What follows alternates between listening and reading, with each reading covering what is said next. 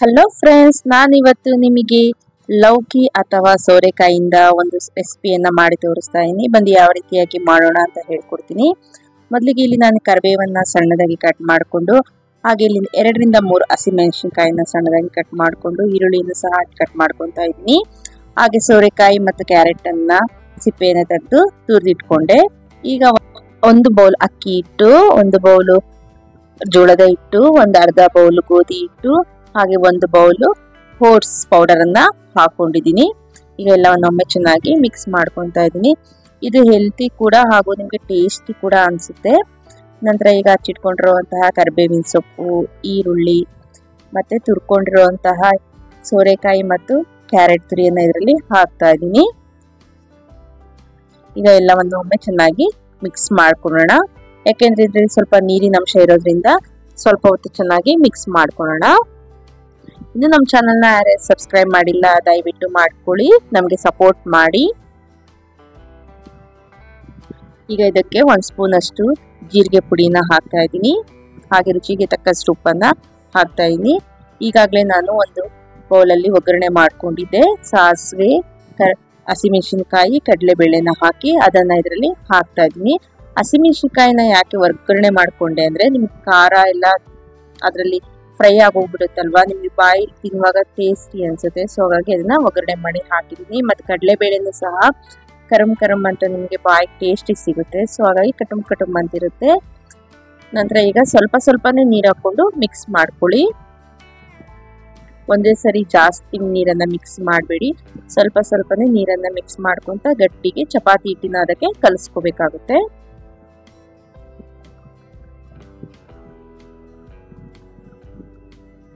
ಇಲ್ಲಿ ನಾನು ತುಂಬ ಬಿಸಿ ನೀರನ್ನು ಯೂಸ್ ಮಾಡಿಲ್ಲ, ತುಂಬ ತಣ್ಣೀರನ್ನು ಯೂಸ್ ಮಾಡಿಲ್ಲ, ನಾರ್ಮಲ್ ಬೆಚ್ಚಗಿನ ನೀರನ್ನು ಯೂಸ್ ಮಾಡ್ತಾ ಇದ್ದೀನಿ. ಇಲ್ಲ ನೀವು ತಣ್ಣೀರನ್ನು ಸಹ ಯೂಸ್ ಮಾಡ್ಕೋಬಹುದು.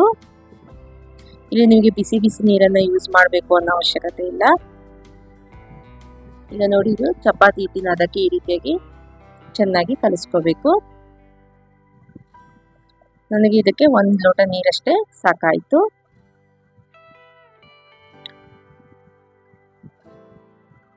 ಈಗ ಸ್ವಲ್ಪ ಮೇಲೆ ಎಣ್ಣೆ ಹಚ್ಚಿ ಮತ್ತೊಂದ್ಸಲ ಈ ರೀತಿಯಾಗಿ ಚೆನ್ನಾಗಿ ನಾದ್ಕೊಳ್ಳೋಣ. ಈಗ ನಂತರ ಸ್ವಲ್ಪ ಚಿಕ್ಕ ಉಂಡೆಗಳನ್ನು ತಗೊಳ್ಳೋಣ. ಈ ರೀತಿಯಾಗಿ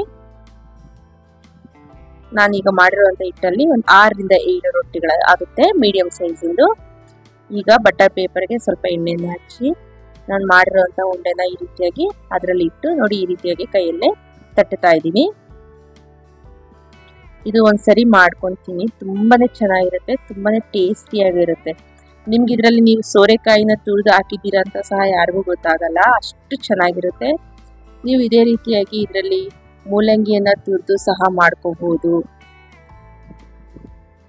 ಅದು ಸಹ ಒಂದು ಒಳ್ಳೆ ಟೇಸ್ಟ್ ಸಿಗುತ್ತೆ. ಇಲ್ಲ ಆಲೂಗಡ್ಡೆನ ತುರಿದು ಬಿಟ್ಟು ಮಾಡ್ಬೋದು, ಇಲ್ಲ ಹಸಿ ಸೌತೆಕಾಯಿನ ಸಹ ತುರಿದು ಬಿಟ್ಟು ಮಾಡ್ಬೋದು, ತುಂಬಾನೇ ಟೇಸ್ಟಿಯಾಗಿರುತ್ತೆ.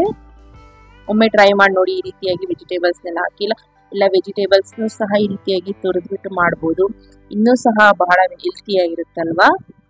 ಈಗಾಗಲೇ ನಾನು ಇದು ಚೆನ್ನಾಗಿ ಬಿಸಿ ಮಾಡೋಕ್ಕಿಟ್ಟಿದ್ದೆ, ಅದು ಚೆನ್ನಾಗಿ ಕಾದಿದೆ. ಸ್ವಲ್ಪ ಎಣ್ಣೆಯನ್ನು ಹಾಕಿ ನಾನು ಈಗಾಗಲೇ ರೊಟ್ಟಿಯನ್ನು ತಟ್ಟಿರೋದನ್ನ ಅದರಲ್ಲಿ ಹಾಕಿದ್ದೀನಿ. ನೋಡಿ, ಇಷ್ಟು ಚೆನ್ನಾಗಿ ಬಂತು ಪೇಪರ್ ಅಲ್ವಾ. ಈಗ ಮತ್ತೆ ಮೇಲೆ ಸ್ವಲ್ಪ ಎಣ್ಣೆ ಅಥವಾ ತುಪ್ಪ ಎರಡರಲ್ಲಿ ಯಾವುದಾದ್ರೂ ಯೂಸ್ ಮಾಡ್ಕೋಬಹುದು ನೀವು. ಈಗ ಒಂದು 2ರಿಂದ 3 ನಿಮಿಷ ಸ್ವಲ್ಪ ಕುಕ್ ಆಗೋದಕ್ಕೆ ಬಿಡೋಣ. ಈಗ ಚೆನ್ನಾಗಿ ಕುಕ್ ಆದ್ಮೇಲೆ ಈ ರೀತಿಯಾಗಿ ಟರ್ನ್ ಮಾಡಾಕ್ತಾ ಇದ್ದೀನಿ. ನೋಡ್ತಾ ಇರ್ಬೋದು ಎಷ್ಟು ಚೆನ್ನಾಗಿ ಕಾಣಿಸ್ತಾ ಇದೆಯಲ್ಲ, ಎಷ್ಟು ಯಮ್ಮಿಯಾಗಿ ಕಾಣಿಸ್ತಾ ಇದೆ.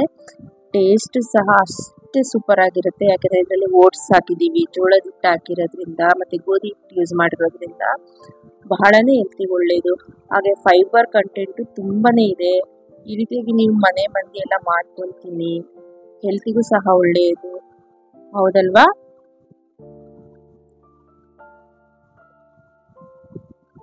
ನೀವು ಮಕ್ಕಳು ಬಾಕ್ಸ್ಗೂ ಸಹ ಈ ರೀತಿಯಾಗಿ ಮಾಡಿಕೊಟ್ರೆ ಮಕ್ಕಳು ಸಹ ತುಂಬಾನೇ ಇಷ್ಟಪಟ್ಟು ತಿಂತಾರೆ. ಮತ್ತು ಮೆಣಸಿನ್ಕಾಯಿ ಸಹ ಮಕ್ಕಳು ಖಾರ ಅನಿಸೋದಿಲ್ಲ.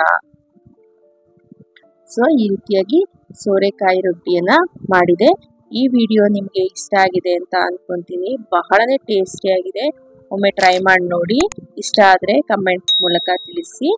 ಎಲ್ಲರಿಗೂ ಧನ್ಯವಾದಗಳು.